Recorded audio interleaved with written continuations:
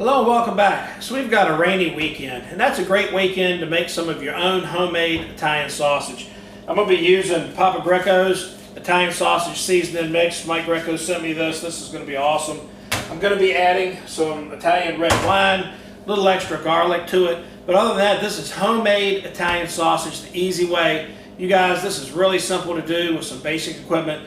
Links to everything will be in the description below, so check that out, including links to Papa Greco's website and some of the equipment that I use here so you can use it yourself. I'm going to stuff some of this into links. I got me some casing soaking, and I'm going to make some Italian sausage patties for the other stuff. So I'm going to get right to this thing. Don't forget that subscribe button down there and check this out.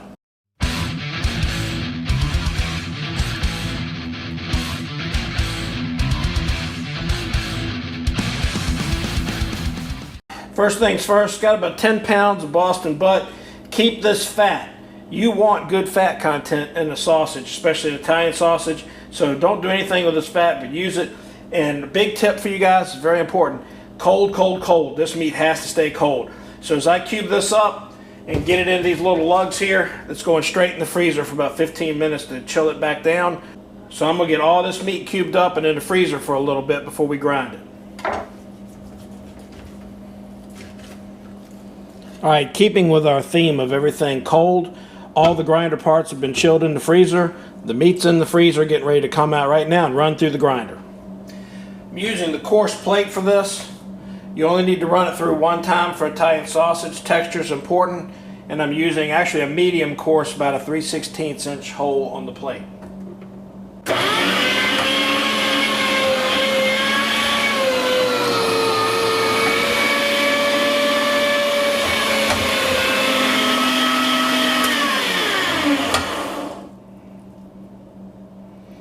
Go.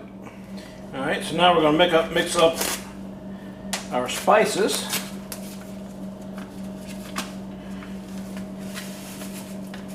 Like, see the fennel seed in there. Right on, Mike. That smells perfect. All right. Now, recipe calls for a cup of water, or you can substitute red wine. Now, I learned a while back that pre-mixing your spices with your liquid is a good idea. Nice little Chianti there. So that's about a cup, maybe a little bit more, not much. A little piece of cork in there. We might use a little bit more of that red wine, or maybe add some water. I learned that water is your friend with sausage. Grab our meat out of the freezer.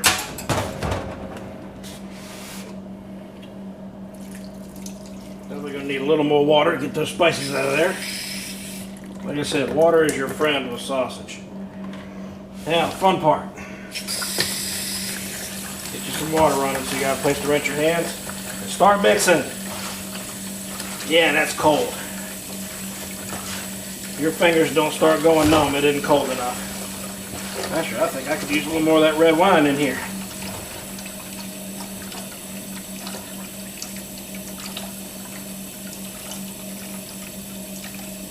There we go.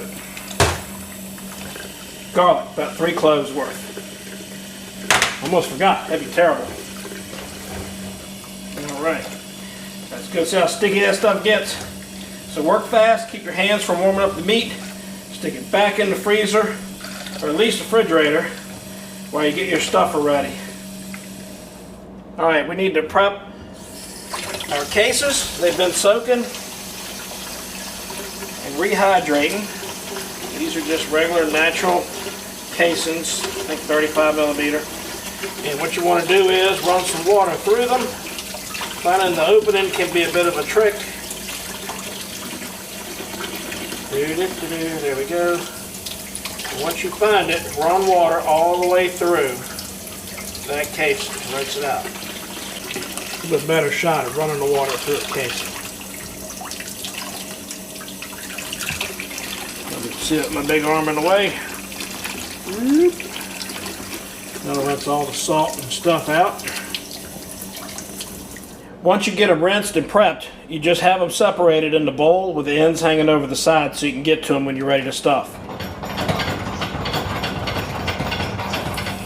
when you're packing your meat into the stuffer, get your hands wet with some good cold water, make you a meatball, and slam it on down in there. Pack it good and tight. This helps keep the air out of your sausage. Bam! Bam! Full enough. Leave yourself some space to get that ram going in the stuffer at the top. See there? And that'll be 5 pounds of sausage ready to go. There we go.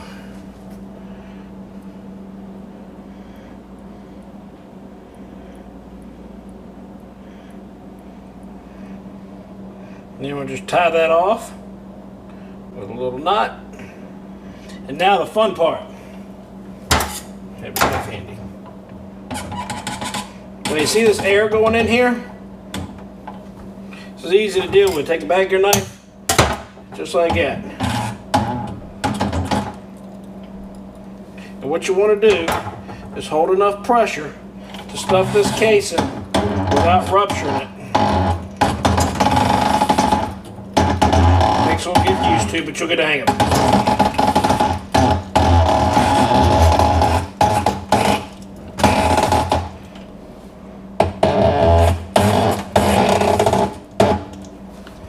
Right about to the end there, back that off,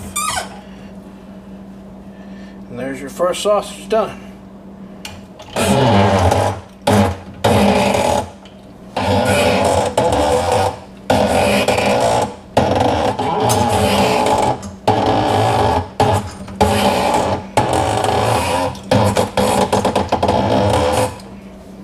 Not too bad, huh? Now we just link them up.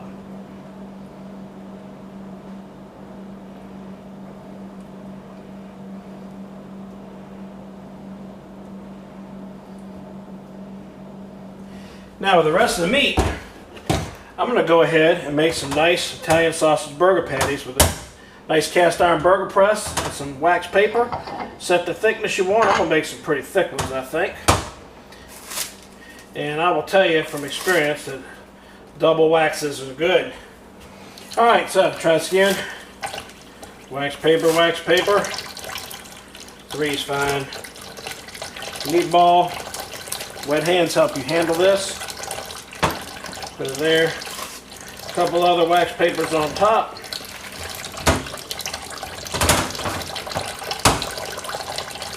One Italian sausage burger patty. Extra wax papers will help keep them from sticking together, including in the freezer, so that's a good thing. Bowl. Wax papers. Squish. Put the squishes out the side. That's easy enough to trim off. Go right back in. There we go. Guess what's for dinner tonight? Alright, let's try this test patty out here. There we go. It works a lot better if it's a little frozen. There we go.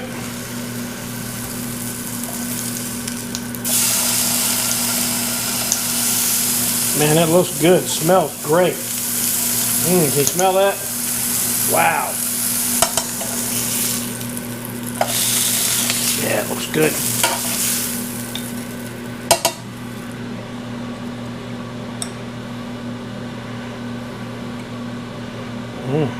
Look at there. Spices, garlic. Oh my goodness.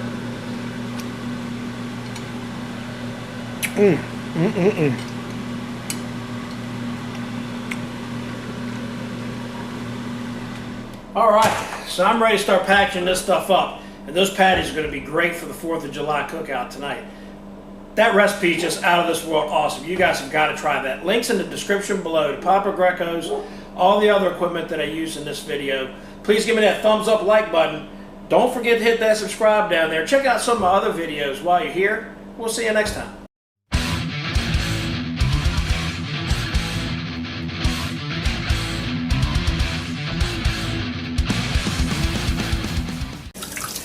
Casings look like a tangled mess, but they're not. The water will find its way through just fine.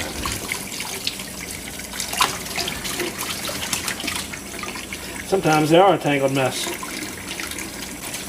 Dang nabbit.